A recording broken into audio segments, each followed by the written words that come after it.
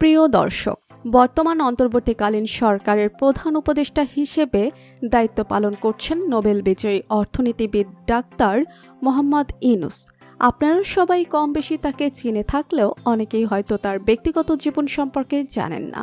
তাই আজকের এই ভিডিওতে আমরা ডক্টর মোহাম্মদ ইউনূসের ব্যক্তিগত জীবন সম্পর্কে অজানা কিছু তথ্য জানব। বিস্তারিত জানতে ভিডিওটি না টেনে শেষ পর্যন্ত দেখতে থাকুন।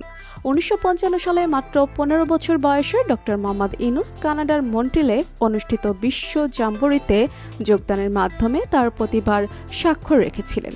ওই বয়সে এশিয়া, ইউরোপ ও উত্তর আমেরিকা ভ্রমণের মাধ্যমে অনন্য এক অভিজ্ঞতা অর্জন করেছিলেন ডক্টর মোহাম্মদ ইউনূস। বর্তমান সময়ে ডক্টর মোহাম্মদ ইউনূসকে তার কাজের জন্য পুরো পৃথিবী চিনে। ডক্টর মোহাম্মদ ইউনূস ক্ষুদ্র ঋণ ও সামাজিক ব্যবসা নিয়ে কাজ করেন। ডক্টর মোহাম্মদ ইউনূসের কথা শুনতে চায় পুরো পৃথিবীর মানুষ। ডক্টর মোহাম্মদ ইউনূস 1940 সালের 28শে জুন চট্টগ্রাম জেলার হাটহাজারী উপজেলার বাথুয়া গ্রামে জন্মগ্রহণ করেন। ডক্টর মোহাম্মদ ইউনূসের বাবার নাম হাজী দুলাল মিয়া সওদাগর এবং তার মায়ের নাম সুফিয়া খাতুন। ডক্টর মোহাম্মদ ইউনূসের বর্তমান স্ত্রীর নাম আফরোজী ইউনূস। ব্যক্তিগত জীবনে ডক্টর মোহাম্মদ ইউনূস দুটি কন্যা সন্তানের পিতা। ডক্টর মোহাম্মদ ইউনূসের ভাই মোহাম্মদ ইব্রাহিম ঢাকা বিশ্ববিদ্যালয়ের পদার্থবিজ্ঞান বিভাগের অধ্যাপক এবং ছোট ভাই মোহাম্মদ জাহাঙ্গীর একজন জনপ্রিয় টিভি ব্যক্তিত্ব। শিক্ষাগত জীবনে ডক্টর মোহাম্মদ ইউনূসের প্রথম বিদ্যালয় ছিল মহাজন ফকিরের স্কুল। এরপর চট্টগ্রাম কলেজিয়েট স্কুল থেকে ম্যাট্রিকুলেশন পরীক্ষায় ডক্টর মোহাম্মদ ইউনূস 16তম স্থান অর্জন করেন। এরপর তিনি চট্টগ্রাম কলেজে ভর্তি হন। সেখান থেকে তিনি সাংস্কৃতিক এবং রাজনৈতিক কর্মকাণ্ডের সাথে নিজেকে যুক্ত করেন। কলেজ জীবনে ডক্টর মোহাম্মদ ইউনূস মঞ্চ নাটকে অভিনয় করে প্রথম পুরস্কার অর্জন করেন।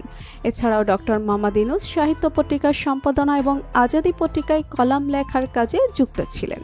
সপ্তম শ্রেণীতে পড়াশোনা করাকালীন ডক্টর মোহাম্মদ ইউনূস বয়েজ স্কাউটে যোগদান করেন এবং বয়েজ স্কাউটসের পক্ষ থেকে মাত্র 15 বছর বয়সে যুক্তরাষ্ট্র, কানাডা, এশিয়া এবং ইউরোপ ভ্রমণ করেন।